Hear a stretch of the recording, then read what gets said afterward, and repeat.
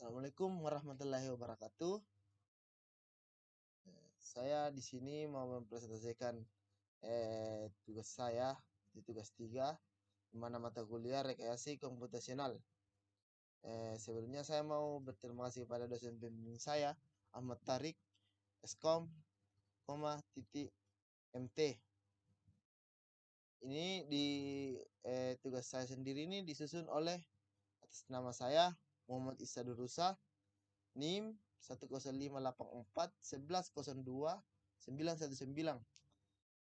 kelas 4A Informatika, Universitas Muhammadiyah Makassar, Fakultas Teknik, tahun ajaran 2021.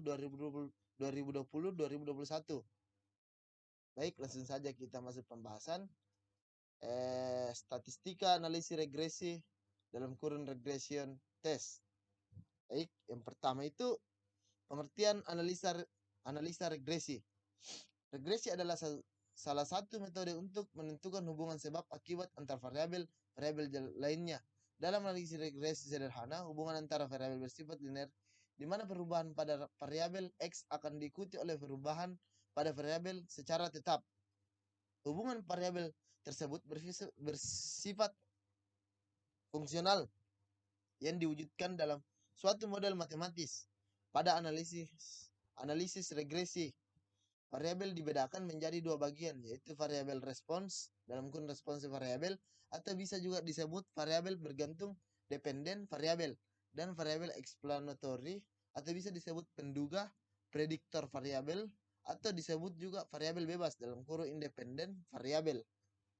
Nah, yang kedua, B. Jenis-jenis persamaan regresi. Regresi terbagi menjadi beberapa jenis, yaitu regresi sederhana dalam kurung linear sederhana dan non-linear sederhana, dan regresi berganda dalam kurung linear berganda atau non-linear berganda. Nah, yang pertama itu regresi linear. Dalam statistika, regresi linear adalah sebuah pendekatan untuk memodelkan hubungan antara variabel terikat Y dan satu atau variabel bebas yang disebut X. Salah satu kegunaan dari regresi linear adalah untuk melakukan prediksi berdasarkan data-data yang telah dimiliki sebelumnya. Pertama, analisis regresi linear sederhana adalah hubungan secara linear antara satu variabel independen dalam kurung X dengan variabel dependen Y. Dua, regresi linear multivariate. Pada regresi linear multivariate, variabel bebas yang terlibat tidak hanya satu saja, melainkan beberapa variabel bebas. Nah, yang kedua, B. Regresi nonlinear. Menurut Nawari 2010, regresi nonlinear ialah bentuk hubungan fungsi di mana variabel bebas X atau variabel terikat Y dapat berfungsi sebagai faktor atau variabel dengan pangkat tertentu. Pertama, eksponensial. Regresi eksponensial adalah metode untuk mendapatkan fungsi pendekatan yang terbentuk eksponensial dan dari sekumpulan titik data dalam kurung xn, yn. Regresi eksponensial merupakan pengembangan dari regresi linear menggunakan fungsi logaritma. Kita mempunyai fungsi eksponensial. C. Manfaat analisa regresi. Analisis regresi digunakan hampir pada semua bidang kehidupan, baik itu dalam bidang industri, pemerintahan, ekonomi, dan lain sebagainya. Dan berikut ini beberapa manfaat yang bisa didapatkan dengan melakukan penerapan analisis regresi. Pertama itu membuat estimasi regresi regresi estimasi rata-rata dan nilai variabel tergantung dengan didasarkan pada nilai variabel bebas. Kedua, untuk menguji hipotesis karakteristik dependensi. Yang ketiga, meramalkan nilai rata-rata variabel bebas yang didasari nilai variabel bebas di luar jangkauan sampel. D. Contoh-contoh bentuk hubungan. Analisis regresi sederhana adalah sebuah metode pendekatan dan pemodelan hubungan antara satu variabel dependen dan satu variabel dependen dalam model regresi. Variabel dependen menerangkan variabel dependennya dalam analisis regresi sederhana. Hubungan antara variabel bersifat linear di mana perubahan pada variabel X akan diikuti oleh perubahan pada variabel X, Y secara tetap. Sementara pada hubungan nonlinear, perubahan variabel X tidak diikuti dengan perubahan variabel secara profesional seperti pada model kuadratik, perubahan X diikuti oleh kuadrat dari variabel hubungan demikian tidak bersifat linear. Analisis regresi sederhana dapat digunakan untuk mengetahui dari hubungan antara variabel bebas dengan variabel terikat. Apakah memiliki hubungan positif atau negatif serta untuk memprediksi nilai dari variabel terikat apabila nilai variabel bebas mengalami kenaikan ataupun penurunan.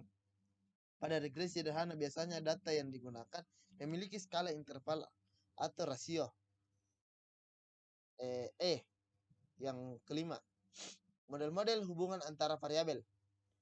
Hubungan antara variabel atau sering dikenal hubungan antar dua variabel yaitu variabel bebas, independen atau pengaruh dengan variabel terikat, dependen atau terpengaruh dengan simbol X dan Y biasanya dikaitkan dengan analisis hubungan kausal, hubungan sebab akibat, tetapi menurut Narbucco dan Ahmadi 2005, hubungan antara variabel independen dengan variabel dependen tidak selalu merupakan hubungan kausal. Lebih ditegaskan bahwa terdapat variabel yang saling hubungan tetapi variabel yang satu tidak mempengaruhi variabel yang lainnya. 6. Contoh kasus analisa regresi linear sederhana. Regresi linear sederhana adalah hubungan secara linear antara satu variabel independen X dengan variabel dependen Y. Analisis ini digunakan untuk mengetahui arah hubungan antara variabel independen dengan variabel apakah positif atau negatif, serta untuk memprediksi nilai dari variabel independen apabila nilai variabel independen mengalami kenaikan penurunan nilai. Data yang digunakan biasanya berskala interval atau rasio. Rumus dari analisis regresi linear sederhana adalah sebagai berikut. Y sama dengan A tambah BX. Keterangan. Y sama dengan subjek dalam variabel dependen diprediksi. A sama dengan harga Y ketika harga X sama dengan 0 dalam kurung harga konstan.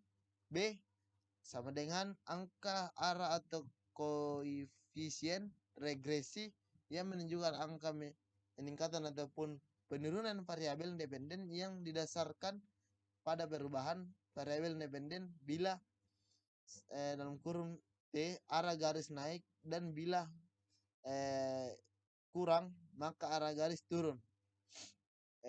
X sama dengan subjek pada variabel independen yang mempunyai nilai tertentu. Secara teknik harga B merupakan tangen dari perbandingan antara panjang garis variabel independen setelah persamaan regresi ditemukan. Baik, itu dari presentasi tugas saya. Saya mau maaf apabila ada kesalahan atau salah kata dari saya. Itu dari saya. Assalamualaikum warahmatullahi wabarakatuh.